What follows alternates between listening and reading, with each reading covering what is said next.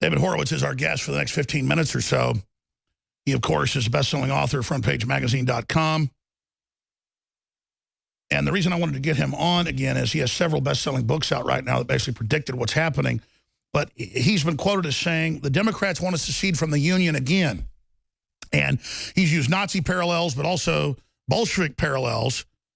And if you pull back from this, his parents were communists. It's how he woke up to all this. It's how he's been so accurate about the left working with Islam, political Islam, that I thought was crazy when I first read about it in his book, Unholy Alliance, 16, 17 years ago. But I see them in Atlantic Monthly and other elite publications saying, don't just overthrow Trump, set aside the whole 2016 election and remove Paul Ryan, everybody. And then I talked to the White House this morning. I talked to some congressmen last night. They said, no, you're right, Alex. Because I talked about this months ago. They're now floating the idea around to stop this American realignment, to just declare everyone a Russian agent who isn't a globalist or a socialist or an Islamicist. And people say, oh, they'll never get away with that. Well, if they keep getting all the Republicans to denounce Trump as a Russian, well, see, then this witch hunt begins. Suddenly they're being denounced. That's how these inquisitions work. And the leftism is a religion, as Horovitz has pointed out. It's the new, the new cult. So, sir, you've kind of hinted at this, but can you directly speak, if you haven't seen it, to the Atlantic Monthly and all the rest actually saying overthrow the whole election, have new elections, and the Democrats and Homeland Security will oversee it all? I mean, this looks like an authoritarian realignment. This is the second time the Democratic Party has decided to secede from the Union in its history. The other time, of course, was in 1860. And there, too, you had an incoming president, Abraham Lincoln, and war was declared on Lincoln before he ever got to do anything. And this is what's happened to Trump. I mean, they're talking about impeachment on day one. They were attacking the election. They tried to have the faithless electors. They tried to stop him even getting seated. And the reason behind it, I believe, is when you have a civil war situation, when you have somebody actually not participating in the American political framework that we have. We've had honeymoons for incoming presidents. It's the peaceful transition of power. It says that we're all part of one nation, even though campaigns are divisive. They've thrown all of that out the window, along with our national motto, which is E pluribus unum, out of many one. And the reason is, identity politics. This is cultural Marxism. That's the way they describe it. The American idea is that regardless, we're a country formed by people who came from diverse countries, diverse ethnicities, conflicting religious communities. But when they came to America, in the Declaration of Independence, they said we're all equal. And the Marxists use our strength, as you've written, against us, that we're actually are open and inclusive. They use that to create total division. Exactly. But what drives their hatred, look, it happened, I have this in my book, Big Agenda, Trump's Plan to Save America. In the second debate, Trump turned to the 50 million people in the television audience, and he said, you have to understand, Hillary has tremendous hatred in her heart. And he was referring to the basket of deplorables. And she's identified who's in that basket. Racists, sexists, homophobes, Islamophobes, xenophobes. Well, there isn't a conservative listening to this show or a conservative in Christendom who hasn't been called a racist, sexist, homophobe, Islamophobe for disagreeing with a Democrat. The Democrats have an anti-American ideology, which is identity politics or cultural Marxism, in which the world is divided into oppressors and oppressed. And white people and religious people and straight people, they're the oppressors. And everybody else is oppressed, even if they're Islamic beheaders in Syria or Maharajas in India or the descendants of the Spanish conquistadors in Mexico. And that's why why are they protecting Mexican criminals? Because they're oppressed. They are an oppressed people who you have to have certain sensitivities So towards. it's the perfect battle plan. Anybody with something is an oppressor. Anybody without isn't. But then the big elites actually ally with everybody else in a piratical way to take over. I want to ask you then where you think this is going, what Trump can do to survive. Because I know in Big Agenda, I've read it, You lay all this out, and your last book you predicted it. So how do we counter this when they don't care about facts? They keep screaming we're Russian agents and all the rest of it. David Horovitz, the new book, Big Agenda, the globalist big agenda is to take us down. We'll be back. Stay with us. David Horovitz, you've got the floor to talk about this and what you think Trump should do to counter this avalanche of Saul Alinsky lies. Well, the media we don't have a news media anymore. It's a broken system. I mean, they're just trench warriors for the left that wants to impeach Trump because Trump represents America. Trump represents the traditional American way of viewing things. You judge individuals on their merits, not according to their origins. That's why they hate him. And he's our greatest asset. You're asking how we can fight back. The biggest factor here is that Donald Trump doesn't back down and goes for their jugular every time. That's our greatest asset. Our weakest is the Republican Party. Justin Amash, who called for impeachment, should be thrown out of the party. Oh, absolutely. He's disgusting. And this is a problem that we have in Paul Ryan, lukewarm. But Republicans should know this. If Donald Trump is impeached and Mike Pence, whom I adore, is a wonderful man, he's got good conservative politics, but if Mike Pence becomes the president, the Trump people will leave. Yes. And the Republicans will go down in flames. Well, let me expand. The Democrats, and I mean, I know it doesn't sound plausible, but they're really pushing it. This Russia thing isn't plausible. They're saying overthrow the whole election and have new ones. Sir, that is their internal agenda. They're trying for that, and they've got John McCain and people backing it. Yeah, the Russia, it's the most absurd thing that's ever happened in American political life at this level, the Russian conspiracy. It's ludicrous. I mean, the Russians are criticizing Trump today for the Syria strikes. I mean, it's just unreal. I mean, if there's collusion, it's Podesta who's colluding with the Russians and the Clintons because they're making money off them. But there is no Russian conspiracy. And McCarthy, what he's accused of is 100 times less than what the Democrats are doing, because there was a conspiracy in McCarthy's day. The Russians released the documents 10 years ago. McCarthy was on target. My parents were part of it. I know that. They all wanted the Russians to win the Cold War. They were seditious. McCarthy exaggerated here and there, but that's nothing to inventing the whole thing out of whole cloth. Well, it's the Democrats that the Russians admittedly helped in 2 elections on record. It's the Democrats that were always in bed with the communists because they like the ideology. Now the Democrats hate Russia because they're getting right-wing and Christian. Yeah, the Democrats are communists. It's the party of Bernie Sanders. He would have been the nominee if the crooked Clintons hadn't fixed the primaries with the help of Debbie Wasserman Schultz and Donna Brazile. And Bernie Sanders is a lifelong supporter of communism. Well, let me ask you this thing, because I know Trump's obviously read Big Agenda because I hear it quoted word for word out of his mouth and talk to some of the insiders. The word is Trump has read your book. Obviously, you're all over Fox, so he watches you. What do you want to say to the president? Because he does end up watching all these clips. What do you advise him to do now? Because I can't help but love him more. A lot of people say they don't support him because he's so embattled. No, this is when I do support him. He is under such incredible attack. This is called the law of unintended consequences. Hopefully, conservatives or Republicans will rally around their targeted leader.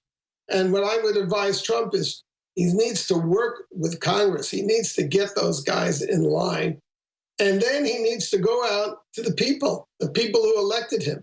That's the ace in the hole. If the Americans... He's got to have a nationwide rally to point out the treason and say, no matter what the scum say in the media, we're going to restore the republic, we're going to cut your taxes, we're together. He's got to, after this foreign trip, I agree, change the subject in a nationwide tour.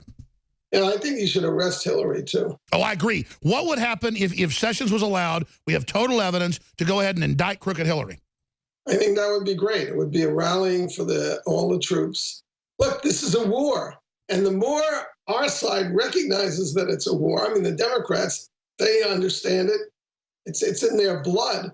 The more our side recognizes that it's a war and fights like it's a war, the better chance we have of prevailing. And David Horovitz of the best-selling Big Agenda book that everybody should read, that's been your whole message for decades. And again, like I said, I read one of your books 16 years ago and thought, part of this is true, but part of this is crazy. It all came true like revelation or something. It's crazy. So now I read everything you say, and now I go to Front Page Magazine and really listen. Now I'm like, read stuff you guys wrote about me 15 years ago, and I go, it's actually true. I was an idiot back then. I mean, I was pure-hearted and right on some things, but wrong on others, being manipulated by a leftist agenda, at least 25%.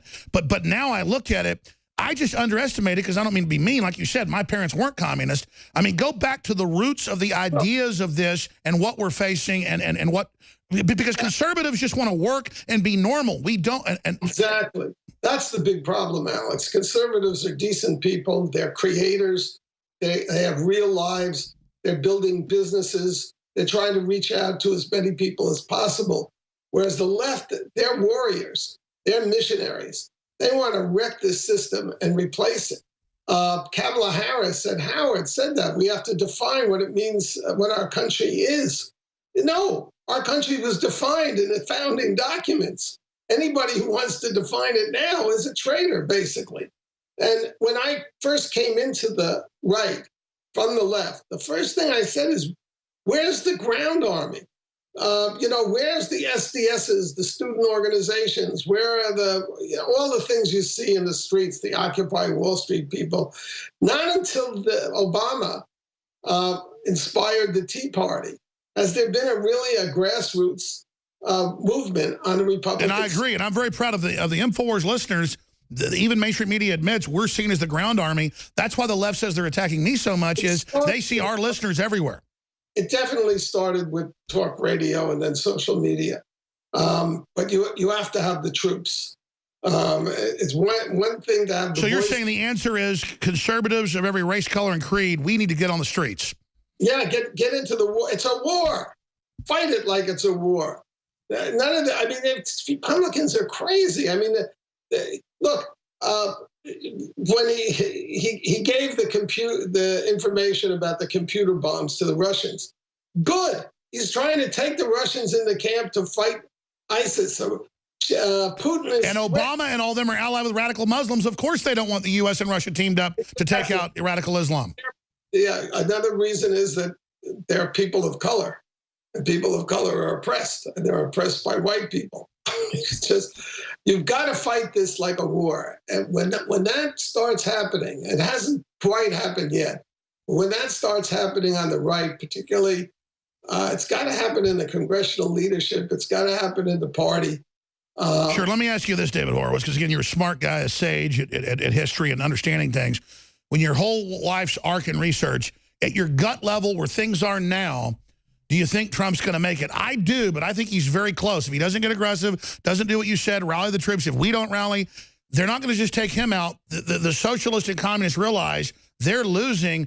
If they take Trump out, they're going to go for broke. I think we're going to have a civil war. Yeah, well, it's not just the economy. I mean, the economy is huge. When you think of what Trump has done, it's all been driven off the front pages by these wretched non-reporters. I mean, I hope that he closes down those press briefings and does some himself, but really, and cuts off members of the press that are offensive and just liars. And there are so many of them. I mean, I can't even watch CNN or MSNBC. Oh, they say kill him, get rid of him, he's horrible. Then he says, I don't like you. And they're like, oh, you're so mean. It's so crazy. If he's making the action, he'll survive. That's it. I agree with you there. And he's got to do it, and he's got to have all the support that the rest of us can give him. All right. Well, I've been asking the question, David Horowitz. Big agenda. Spend 3 or 4 minutes in closing on other topics, issues you want to relay to at least 1.5 million people that are watching right now. They drowned the story of Seth Rich's murder. I mean, this blows their Russian conspiracy theories sky high, that he supplied 44,000 documents to WikiLeaks. And then who murdered him? And, it's like a return of the Clinton administration when you have all these dead bodies around. It's time to be really aggressive. That's what they should be investigating. And, of course, the leaks, which are treasonous. And you have to indict, you have to prosecute Hillary Clinton. She violated the espionage. I agree. The key is indict her. Yeah. I agree. So, I mean, I have to tell you that I'm very encouraged because, as I say, when I came into the right 30 years ago, um, everybody was so well mannered that people weren't noticing the communists all around. They were letting the Democrats get away with murder.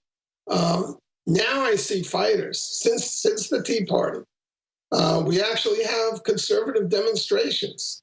I don't think I'm revealing too much when I say that Milo Yiannopoulos and I and Coulter are going back to Berkeley, and we're just going to occupy. Good. So you got to take the battle. In my book, Big Agenda, I set out many things that could be done. I mean, they need to sunset the Ford Foundation, all these giant foundations that fund the communist causes. That's another subject. Why do we put up with $300 billion in these foundations waging war?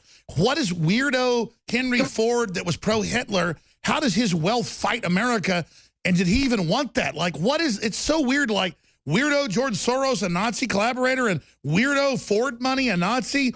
My grandfather's almost died fighting Nazis. They call me a Nazi all day. Meanwhile, Nazi money is financing the left. It's like, what is going on? Well, actually, Henry Ford II, the son, who wasn't a Nazi, denounced the foundation for funding all these anti-capitalist communist causes. Sure, so that's what I'm saying. How did a Nazi then found something that funds the left? What's going on? They're accountable to no one. I wrote a whole book on this called The New Leviathan, which conservatives ignored, but it shows that they outfund the right. No, I know you wrote a book on it. What I'm asking you is, how did hundreds of billions of dollars get put in the hands of crazy leftists by rich industrialists? Because Henry Ford II, I wrote a book on the Fords with Peter Collier. He was trying to rescue the Ford Motor Company, which was in the hands of a mobster. And so he turned it over to the head of Studebaker, Paul Hoffman, who happened to be a liberal. And then the left, as I said, they're missionaries. They go into fields that, missionaries in the Middle Ages would have gone into. They go into journalism, they go into teaching, they go into politics, and they also go into philanthropy. So all the philanthropoids, the administrators of these foundations who wind up eventually on their boards are leftists. And well, you've got to come on. I haven't read that book of yours, but I've studied some history. I know that's accurate. How amazing. You've got a weird Nazi foundation, then leftists hijack it, and then do even worse. It's just crazy. David Horovitz, Big Agenda is the book. Thank you so much for the time. I really appreciate you joining us. But I agree with you. Whatever happens to Trump or myself or anybody, we're now fighting back. We're finally founding our sea legs, and good things are starting to happen. Thank you, Alex. I hope your listeners, I created the only encyclopedia of the left. It's called discoverthenetworks.org. It's all in there. Well, please come back whenever you want. I'm about to launch a whole larger radio TV network. I hope you'll join us whenever you want to help us. So thank you so much, David Horovitz. Thank you. Yeah, it's crazy.